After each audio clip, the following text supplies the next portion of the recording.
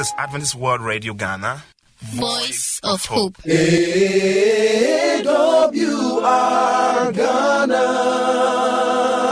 Voice of Hope. This is Daylight Magazine, and under this segment we have Reflections, Youth Corner, and Moment of Truth. I am Kojo Ansedu, and I'm presenting this with Hannah B. Nyakon. How are you doing today, Hannah? I'm doing well, and you? I'm doing well as well. I hope, dear listener, you enjoy our programs. Stay tuned. AWR Ghana, Voice of Hope. When they're not around.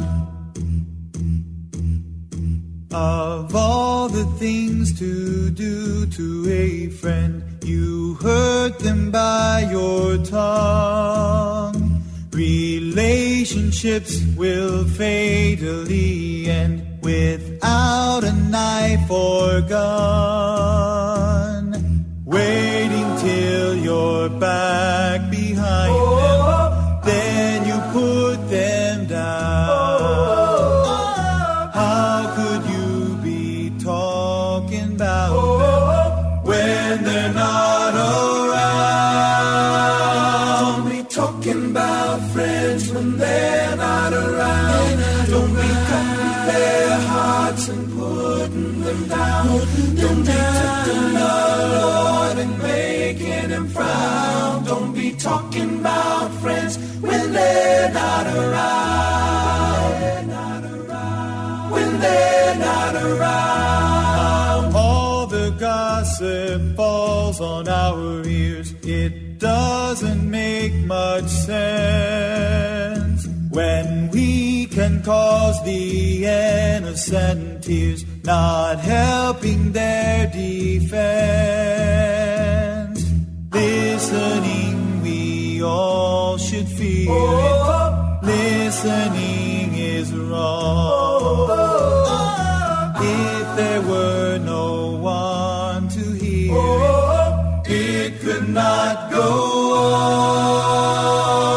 Don't be talking about friends when they're not around. Don't be cutting their hearts and putting them down. Don't be tempting the Lord and making him frown. Don't be talking about friends when they're not around. When they're not around. Too many friendships have been broken. By just a simple, careless word spoken. Don't be talking about friends when they're not around. Don't be cutting their hearts and putting them down. Don't be tempting the Lord and making him frown. Don't be talking about friends when they're not around. When they're not around. Don't be talking about friends when they're not around. Don't be cutting their hearts and putting them down. Don't be tempting the Lord and making him frown. Don't be talking about friends when they're not around. Oh, do you have a mirror image? I hope you do. Come join me as we take a purposeful contemplation of our lives. This is the program Reflection.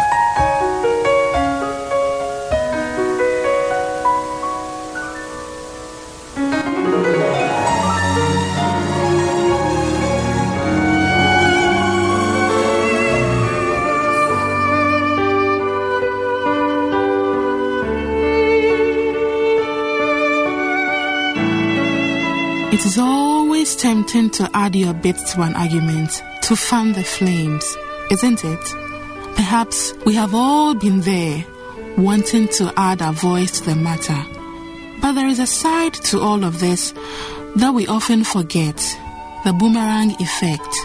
Idle chatter will ultimately come back to us and land us in trouble or catapult us into embarrassing situations that we shall bitterly regret. So today, The question is, when you are about to join in the chatter, will you choose to keep your mouth shut? If you keep your mouth shut, you will stay out of trouble.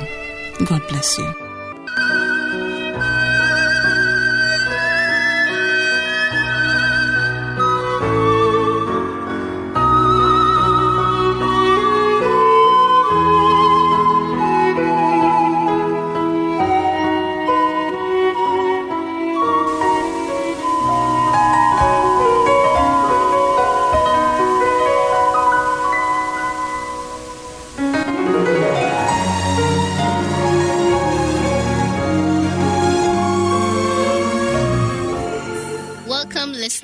This segment is about the youth and their lives in today's world.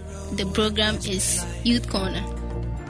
Aimlessly beneath the barren sky, leave it to me, I'll lead you home. So afraid that you will not be found, it won't be long before your sun goes down. Just leave it to me, I'll lead you home.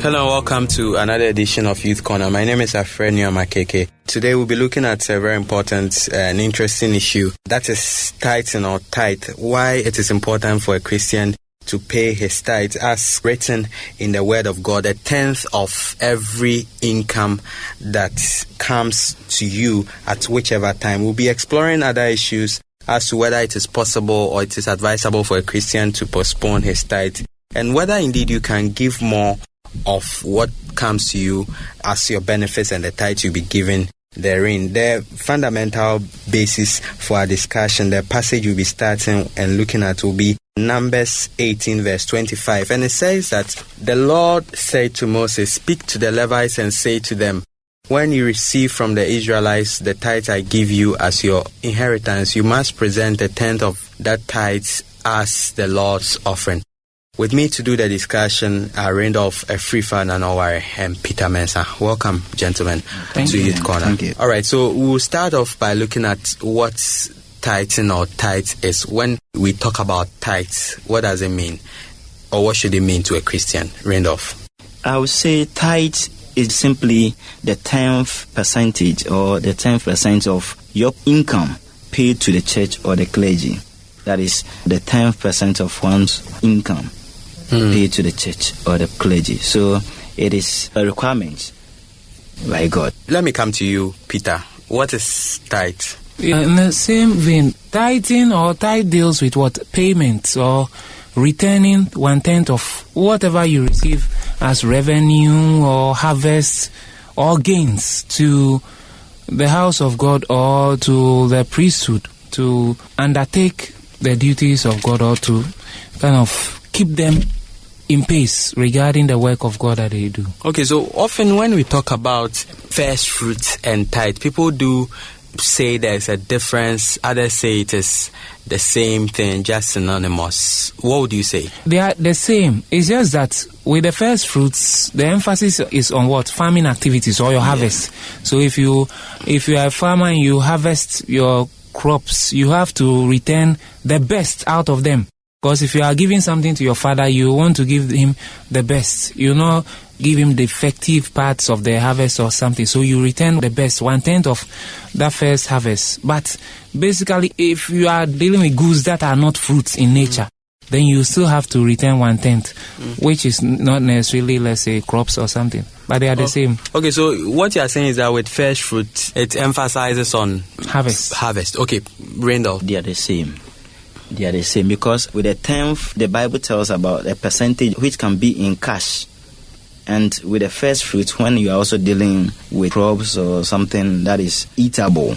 So that is how I understand. But it means the same. Why should a Christian tithe? A Christian should tithe because we are responsible for that. It is a commandment from God. we don't have any excuse. Well, we are God's stewards on this earth. He has given us all the abilities. He has given us the gift, talent, and all the resources on this earth. And so it is our responsibility as Christians to also listen to that command. Just give me 10% of whatever you have, to show that, yes, I am the creator of this earth, to show that I am the owner of this earth. I gave you the strength. So if we are true Christians, we should even be happy that the owner of a company is saying, take everything as a manager and give me just 1/10 of it. So it's a privilege for us too. Okay, so beyond obeying the command of God, what benefits will a Christian reap, or what will be the personal benefits for a Christian who obeys this command? Okay, we have a lot of benefits with that. And one important benefit is we acknowledge that God is the owner. If we read the book of Genesis chapter 28, we realize that someone like Jacob, when God gave him the land, that is Bethel, when he recognized that, yes, God gave him that, he promised a tithe for it. And the benefit he got was, God promised to take care of him. God promised to increase his descendants. So we also get a promise from God. He said, pay it and see. If you read Malachi chapter 3, verse 8 to 10, when he was asking about people who robbed him. And after that, if you read the verse 10, you get to know that he said we should return. And if we return, he has a lot in the storehouse of God, of himself, which he can deliver to us freely. So if we obey that commandment, we have all the resources from God freely. And he protect us as well. So in answering that question of why a Christian should tithe, Randolph has indicated that in the main it ensures that we obey the commandments of God, and also the personal benefit includes the fact that we will be blessed by God. Why should a Christian tithe, Peter? Well, tithing facilitates the work of God, the kingdom business. Because, the church has priests and people who mostly do full-time ministerial work. So you returning tithes or paying tithes will enable them buy certain things. In a contemporary time, people complain that, the church is making too much money, is demanding a lot. But you realize that there are a lot of costs or expenditure in the house of God. Light bill, there will be chairs that will be broken, that will need to be replaced. You want to paint the church, a lot of expenditure. You want to do electronic broadcasts, TV, commercials, all these things are very expensive. So paying tithe or returning tithes will facilitate the work of God. It will also show your stewardship or your obedience to God's commandments, because everything about giving is a sacrifice. And just as God has sacrificed and is still sacrificing for us, we also ought to replicate it through giving. And that's why a Christian must pay tithes. Okay, so in our subsequent discussion, I'll take your view as well on the personal benefits a Christian would accrue or reap when he or she follows this commandment of God to tithe. On that note, we end this edition of Youth Corner. My name is Afreni Amakeke. I've been here with Randolph Efrifa Nanawari and Peter Mensah. We have been looking at tithing. The issues we have talked about, or tithe on, have been what tithing is, the difference between that and first fruits, as well as why a Christian should tithe. Join us same time as we continue this discussion.